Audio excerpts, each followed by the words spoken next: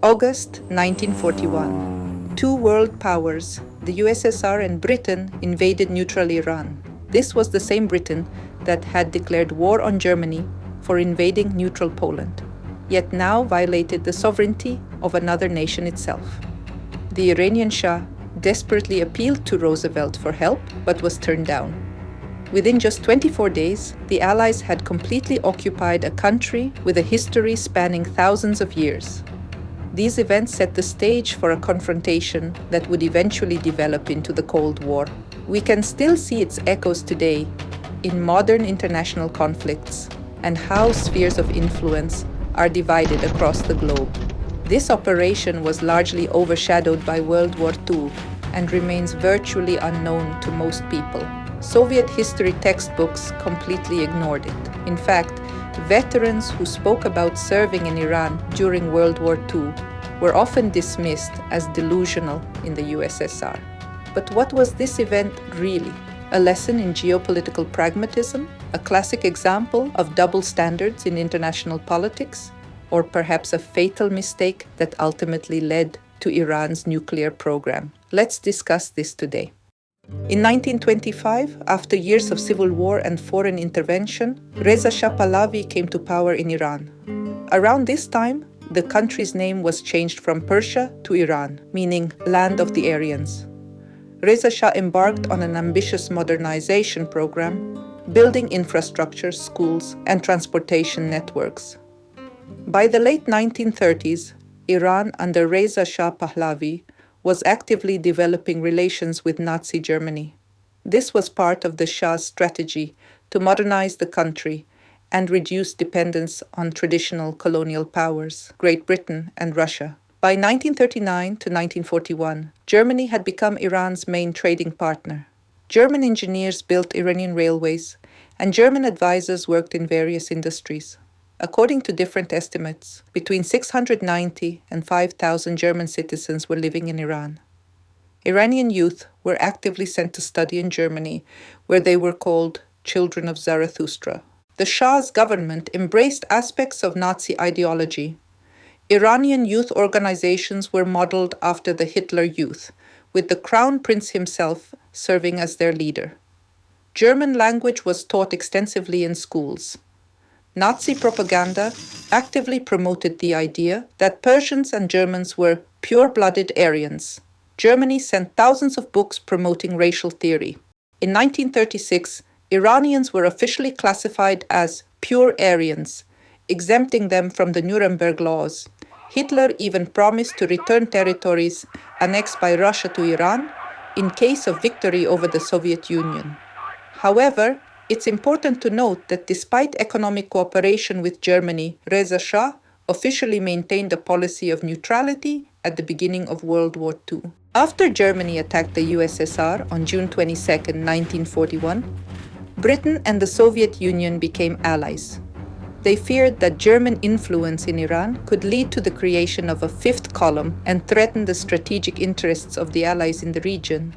The Soviet city of Baku, which was the main source of oil, particularly aviation fuel for the USSR at that time, was also under threat. Additionally, Iranian oil was critical to the Allies' war efforts. The refinery in Abadan, owned by the British Anglo-Iranian Oil Company, produced 8 million tons of oil in 1940 and was vital for Allied military operations. Iran received only 10 to 15% of the profits from this oil field. There was also an urgent need to create the Persian corridor. After Operation Barbarossa began, the Allies needed a reliable route for delivering military aid to the USSR. The Trans-Iranian Railway presented an ideal path for delivering Lend-Lease supplies from Persian Gulf ports to the Soviet Union. Of the 17.5 million tons of American aid delivered to the USSR, 7.9 million tons were sent through Iran. It's important to note that the USSR, unlike Great Britain, had formal legal grounds for deploying troops to Iran. According to the Soviet-Iranian Treaty of 1921, the Soviet Union had the right to introduce troops into Iranian territory if a third party used Iranian territory to prepare a military attack on the USSR. Article 6 of this treaty stated, in case attempts by third countries to turn the territory of Persia into bases for military actions against Russia. The Russian Soviet government will have the right to introduce its troops into the territory of Persia.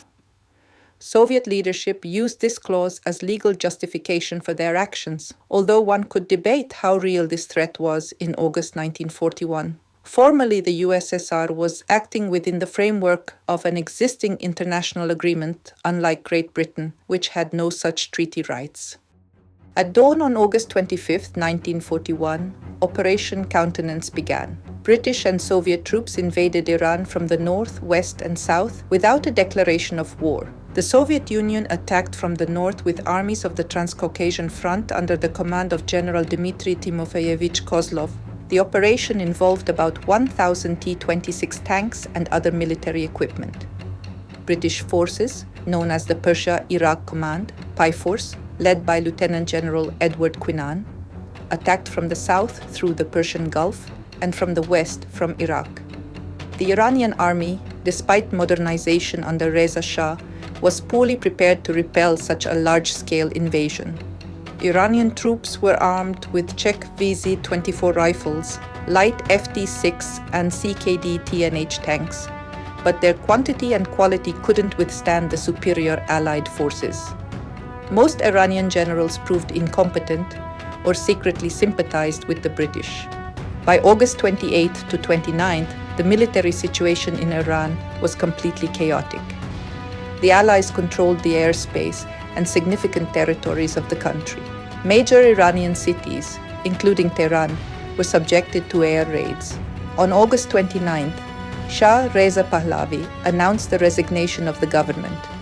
On August 30th, Iran agreed to a ceasefire, and on August 31st, it officially surrendered. On September 8th, an agreement was signed defining occupation zones between the two powers. Soviet troops controlled the northern provinces, and British forces controlled the southern ones, while Tehran remained under Iranian control. The Iranian government pledged to maintain strict neutrality and not to interfere with military transit of the anti-Hitler coalition countries. Additionally, for the Allies to withdraw from Iran, the Iranians had to guarantee that the German minister and his staff would leave Tehran. German, Italian, Hungarian, and Romanian diplomatic missions would be closed, and all remaining German citizens, including all families, would be handed over to British and Soviet authorities. The last order would almost certainly mean internment or, in the case of transfer to the Soviet Union, possible death. Reza Shah delayed this last requirement. Instead, he planned a secret evacuation of all German citizens from Iran. By September 18th, most German citizens had escaped across the Turkish border. In response to the Shah's disobedience, the Red Army moved to occupy Tehran on September 15th. Fearing execution by the communists, many people, particularly the wealthy, fled the city.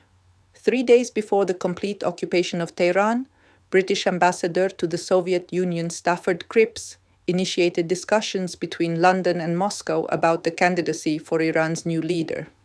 The choice fell on Shah Reza Pahlavi's son, Mohammad Reza Pahlavi. This figure suited everyone. After troops entered Tehran on September 16th, Shah Reza was forced to sign an abdication in favor of his son. Reza Shah himself was arrested by the British and sent into exile, first to Mauritius and then to South Africa, where he died in 1944. On January 29, 1942, the USSR, Great Britain, and Iran signed a treaty of alliance against Nazi Germany. Iran became a founding member of the United Nations and declared war on Germany in 1943. The occupation of Iran had enormous strategic significance for the course of World War II. The Persian Corridor became a route for delivering more than 5 million tons of military materials to the USSR, which substantially helped the Soviet Union in its fight against Nazi Germany. Tehran hosted the first conference of the Big Three, Stalin, Roosevelt, and Churchill, where they coordinated strategy against the Axis powers. The Allies promised to withdraw troops 6 months after the end of the war with Germany. British forces withdrew on March 2, 1946, but Soviet troops remained until May, initially citing threats to Soviet security. It was this delay that led to the first crisis of the Cold War, as the USSR supported the creation of autonomous Kurdish and Azerbaijani republics in northern Iran. During this critical period, on March 5, 1946, Winston Churchill delivered his famous Fulton speech at Westminster College in Missouri. In the presence of US President Harry Truman, Churchill spoke of an iron curtain descending across Europe, essentially declaring the beginning of the Cold War between the USSR and the Western Bloc led by the USA. We observe echoes of this confrontation in international politics to this day. Operation Countenance and the subsequent Iranian crisis of 1946 became not only an important episode of World War II, but also one of the first testing grounds for global geopolitical confrontation that defined the world order for decades to come. However, for Iran itself, this operation had long-term negative consequences. It undermined the country's sovereignty, led to economic crisis and inflation, and laid the groundwork for future Western powers' intervention in internal affairs. After the war, Iran became an arena for the Cold War between the USSR and Western powers. In the 1950s, the US and European countries began helping Iran develop a peaceful nuclear program under the Atoms for Peace initiative. The first research reactor was supplied to Iran from the US in 1967. The historical irony is that the very Western countries so concerned about Iran's nuclear program today were the ones who initially laid its foundation. Under Shah Mohammad Reza Pahlavi, the US, France, and Germany actively helped Iran develop nuclear technologies, transferred equipment, and trained specialists. In the 1970s, the Shah even began a secret nuclear weapons development program, reportedly with the help of Israeli consultants. American intelligence was aware of this, but raised no serious objections, as Iran was considered a reliable regional ally. However, Western intervention, especially after the overthrow of democratically elected Prime Minister Mohammad Mossadegh in 1953 with CIA and MI6 support, established deep-rooted distrust. These events, along with the perception of the Shah as a Western puppet, ultimately contributed to growing anti-Western sentiment and catalyzed the Islamic Revolution of 1979, the consequences of which still determine international politics today.